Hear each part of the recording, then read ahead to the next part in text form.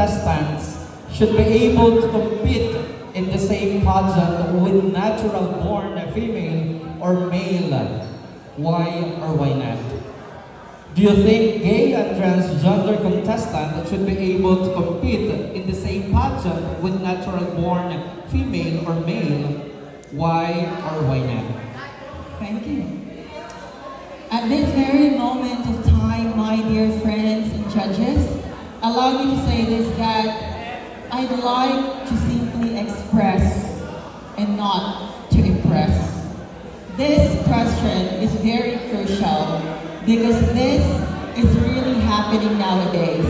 Admit it or not, it's giving us some kind of a headache.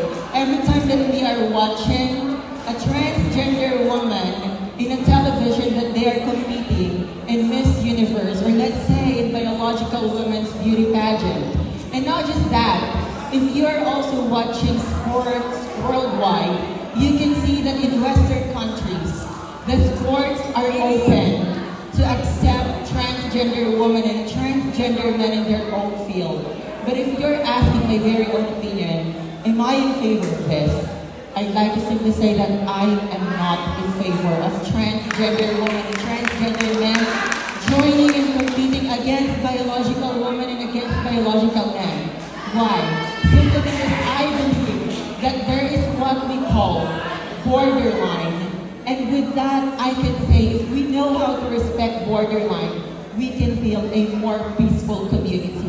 And at the end of the day, you know what, girls, boys, bakla, tomboy, always remember that we always have our very own room for our own competition. Then there will be no more clashing of opinions. Because at the end of the day, respect.